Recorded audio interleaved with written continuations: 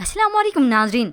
Drama से तुम बिन कैसे जिए की नेक्स्ट एपिसोड की न्यू प्रोमो नशर कर दी गई है, जिसमें आप देखेंगे ज़ारा ने आखिरकार अपना बच्चा खो दिया, जैसे कि हम आपको पिछली एपिसोड्स के रिव्यू में प्रिडिक्ट करते आ रहे थे। तो जल्दी से बढ़ते हैं आज के प्रोमो रिव्यू की जानिब।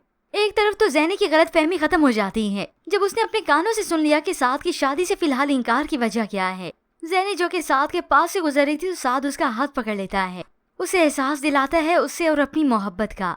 मेरे सारे रास्ते तुम तक जाते हैं ज़ैनी, मेरी मंजिल हो तुम। ये सब सुना तो ज़ैनी को बहुत अच्छा लगता है, क्योंकि उसकी गलतफहमी बदगुमानी एक बार फिर से जो खत्म हो गई। और अब साद उससे दरख्वास्त ही करता है कि मेरे लिए तुम अपना प्यार कभी कम ना करना। यूं ही वो शर्माते हुए हाथ छुड़ाकर उससे चली गई। यूं अब ज़ैनी को फिर से तसल्ली हो जाती है कि हाँ, हमारे बीच में ज़ारा नहीं या फिर उसकी दोस्ती नहीं, बल्कि साद तो मुझे से मोहब्बत करता है। मगर असल आजमाइश तो ज़ैनी पर आना अभी बाकी है। वहाँ पर इस्माही की शादी जो कि होते होते रहेगी, और वो भी इस्माहीन की वजह से। मगर ज़ारा की सास तो उसी से ही खफा है, क्योंकि ये उनकी बदगुमानी है। उस पर गुस्सा करती हैं जब ज़ारा वजह पूछती है, उमानी जान आप मुझसे क्यों नाराज हैं?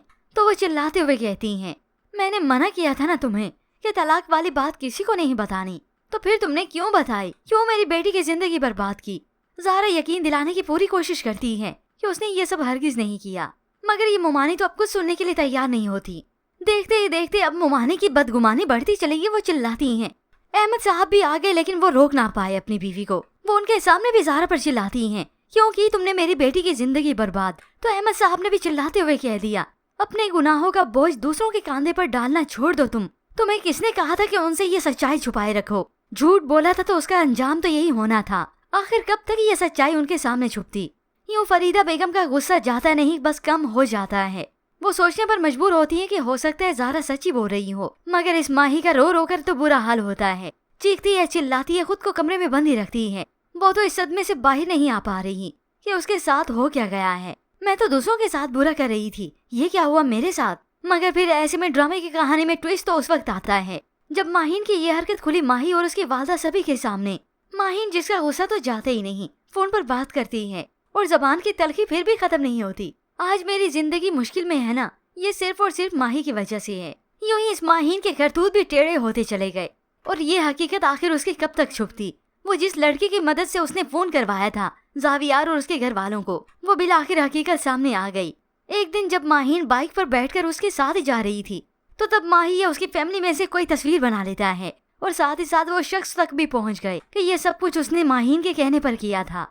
जिसके बाद तो माही और उसकी वालदा का गुस्सा तो देखने को होता है। उनका बस नहीं चलता कि जाकर इस माहीन को ही कत्ल कर दें। मगर यहाँ पर आते हैं पक्के सबूतों के साथ।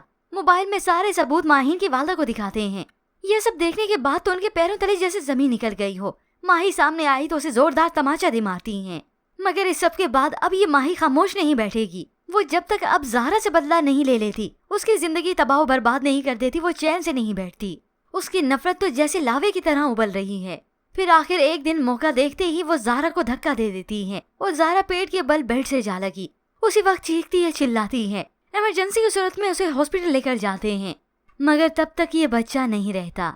ज़ारा अदील की आखिरी निशानी हमेशा हमेशा के लिए खो देती है। यूँ अदील की वालदा को भी बहुत दुख होता है, क्योंकि अपने अदील के बच्चे की वजह से तो उनका रवैया ठीक हो गया था ज़ारा से। ये तो माही थी जिसने इतनी बदगुमानियां बढ़ा दी, मगर अब तो वो बच्चा भी नहीं रहा, वो वजह भी नहीं रही कि ज़ारा यहाँ पर रुके। फिलहाल तो वो ज़ारा को बहुत तसल्ली देती हैं, उसे दिलासा देती हैं, मगर बिल आखिर ये हकीकत जो माही वाली है ये खुलनी तो है। पहले ना सही तो बाद में तो खुलेगी ही।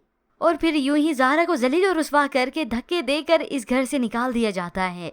यूं ज़ारा बर्बाद होकर अपने घर, अपने मायके वापस आ जाएगी, जो कि व्यूअर्स आप आने वाली एक साथ में देखने वाले हैं। यूं तब जाकर इस माही के कलेजे में ठंड पड़ती है कि किस तरह से माहीन ने मेरी जिंदगी बर्बाद की ना। मैंने ज़ारा की करनी तो थी, मगर अब तो उसकी डबल ही कर दी, किसी लायक नहीं छोड़ा उसे। यूं दिलों की नफरत आखिरकार जिंदगियां बर्बाद कर गई।